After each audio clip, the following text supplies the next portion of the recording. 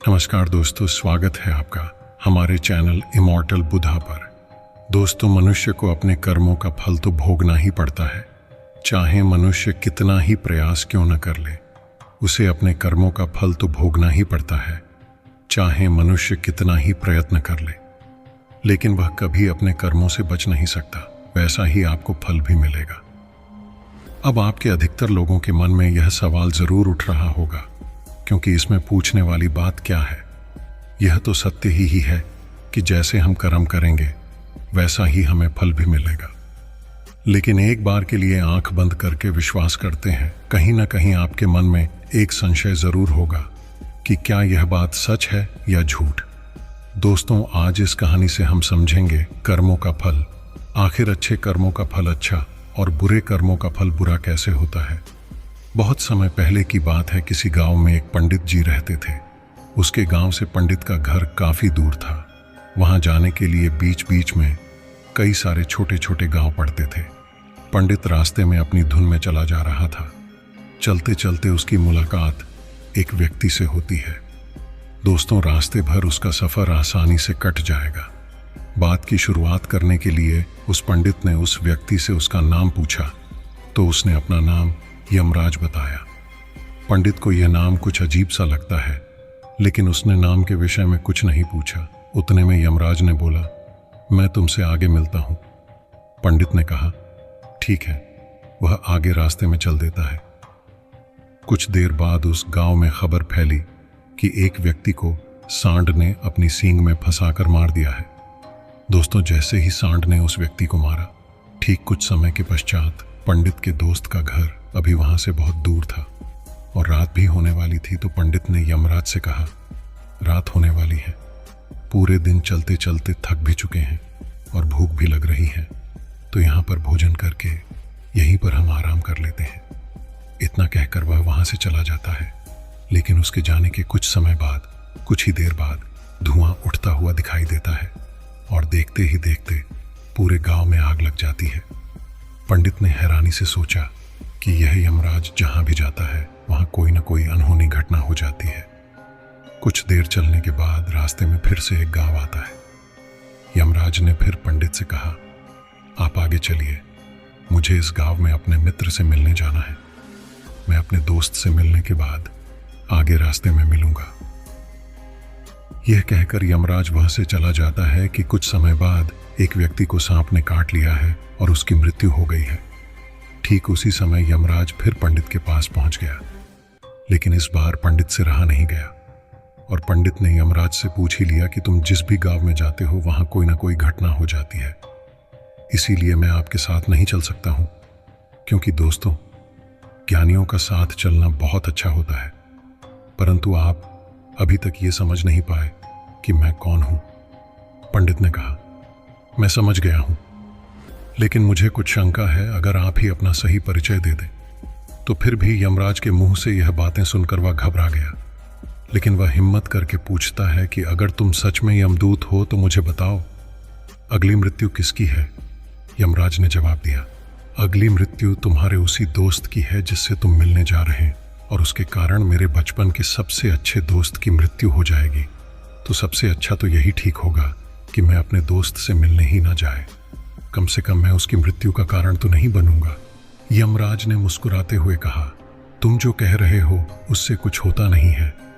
क्योंकि यमराज ने पंडित के मन की बातें पढ़ ली थीं, जो कि एक सामान्य व्यक्ति के लिए संभव नहीं है। अब पंडित को विश्वास हो गया कि यह यमराज सचमुच में यमदूत ही है। जब पंडित को यह पूर्ण विश्वास हो गया कि यमराज जी यमदूत है, जो कि पंडित को देखकर अत्यंत प्रसन्न दिखाई पड़ रहा था। दोस्तों, अपने मित्र के आने की गति को देखकर पंडित को ऐसा लगा कि जैसे उसका मित्र काफी देर से उसका ही पीछा कर रहा है। लेकिन वह बचपन से ही गूंगा बाइप था और एक पैर से लंगड़ा भी था। पंडित हक्का बक्का होकर यमराज की ओर देखने लगा, जैसे कि वह पूछना चाह रहा हो कि आखिर क्या हुआ। यमराज पंडित के मन में उठ रहे सवालों को समझ गया और बोला, तुम्हारे मित्र ने पिछली बार गांव में ही तुम्हें देख लिया था, इसलिए दिल का दौरा होने के कारण उसकी मृत्यु हो गई थी। क्योंकि वह तुमसे मिलने के लिए अपनी सीमाओं को तोड़कर तुम्हारे पीछे भाग रहा था। इसलिए अपने मित्र की मृत्यु का कारण भी तुम ही कहलाओगे। अब पंडित को पूर्णतया विश्वास हो गया, सबको एक ना एक दिन मरना ही है। यही सोचकर उसने अपने आप को संभाल लिया। लेकिन अचानक ही पंडित के मन में अपनी मृत्यु के बारे में जानने की इच्छा हुई। इसलिए उसने यमराज से पूछा कि जब मृत्यु मेरे दोस्त की होनी थी तो मेरे पास क्यों आए?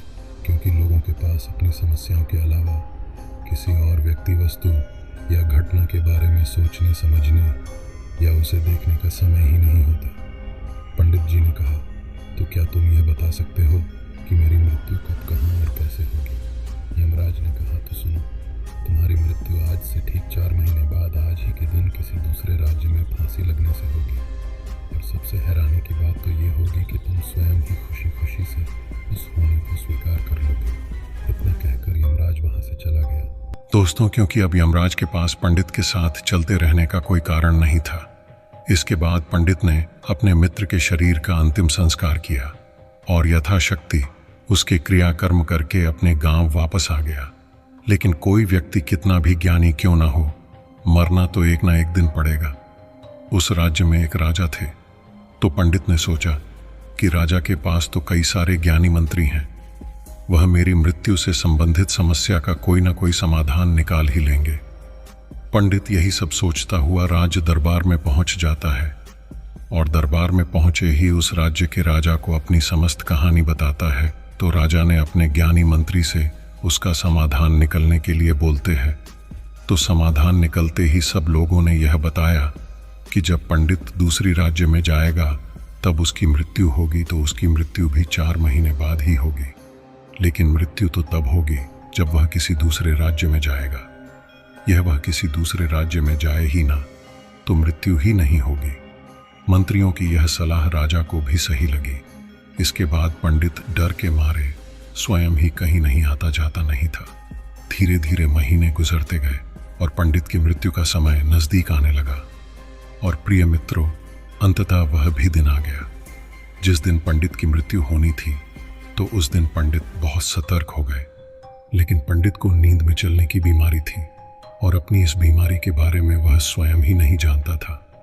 तो फिर राजा, मंत्री या किसी वैद्य को इसके बारे में बताने का कोई प्रश्न ही नहीं उठता। पंडित अपनी मृत्यु को लेकर बहुत चिंतित थे और महल से निकलकर अस्तबल में गए। क्योंकि पंडित राजा का खास मेहमान था, इसलिए किसी भी पहरेदार ने उसे नहीं रोका और न ही किसी तरह की कोई पूछताछ की। अस्तबल में पहुंचकर वह सबसे तेज चलने वाले घोड़े की पीठ पर सवार होकर वह से चल देता है और न ही कोई उससे पूछताछ की। सभी लोग रात्रि का अंतिम प्रहर होने के कारण गहरी नींद में थे। वह पंडित सीधे राजा के सैन्य कक्ष में पहुंच गया, जहां राजा और रानी सो रहे थे। वह पंडित वहीं जाकर सो गया। सुबह हुई तो राजा को तो कुछ समझ नहीं आया था कि आखिर वह दूसरे राज्य में और राजा के सैन्य कक्ष में कैसे पहुंचा। लेकिन वहां उसकी ये सब सुनने वाला कोई नहीं था। अगली सुबह राजा ने पंडित को दरबार में पेश करने का आदेश दिया। कुछ देर बाद पंडित, महाराज, मैं नहीं जानता कि मैं राजमहल तक कैसे पहुंचा। मैं यह भी नहीं जानता हूं कि आपके सैन्य कक्ष तक मैं कैसे आया और आपके महल के किसी पहरेदार या सैनिक ने मुझे रोका क्यों नहीं। लेकिन मैं इतना ज़रूर जानता हूं कि आज मेरी मृत्यु अटल सत्य है। दोस्तों, राजा के इस प्रश्न के जवाब में पंडित ने पिछले 4 महीने का सारा वाक्य राजा को सुना दिया और बोला, महाराज, मेरा किसी भी सामान्य व्यक्ति में इतना साहस नहीं कि वह राजा के सैन्य कक्ष में राजा की उपस्थिति में रानी के साथ सो जाए। इसलिए राजा ने पंडित से कहा, यदि तुम्हारी बात सत्य है और आज यह तुम्हारी मृत्यु का दिन है, जैसा कि यमदूत यमराज ने तुमसे कहा था, तो आज तुम्हारी मृत्यु का कारण मैं नहीं बनूंगा। लेकिन यदि तुम्हारी बात झूठी निकली तो भेजे गए सैनिक शाम तक लौटे।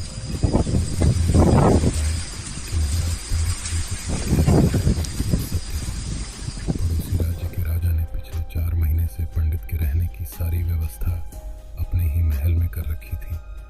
पंडित राजा इसलिए उस राज्य के राजा के अनुसार पंडित को फांसी की सजा देना ठीक नहीं है।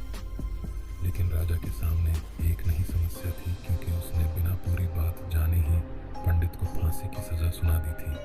इसलिए अगर पंडित को फांसी नहीं दी जाती तो मंत्रियों ने राजा को सुझाव दिया कि महाराज पंडित को एक कच्चे सूत के धागे से फांसी लगवा दी जाए।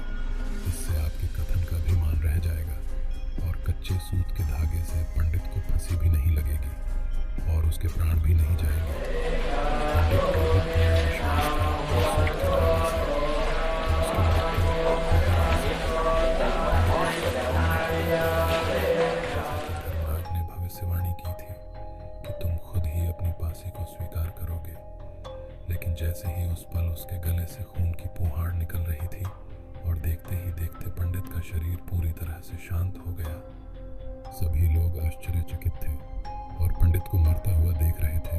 किसी को विश्वास नहीं हो रहा था कि कच्चे सूत के धागे से हो गया। श्रीमद् भागवत गीता में भगवान श्री कृष्ण ने कहा है, जो होना होता है वह होकर ही रहता है।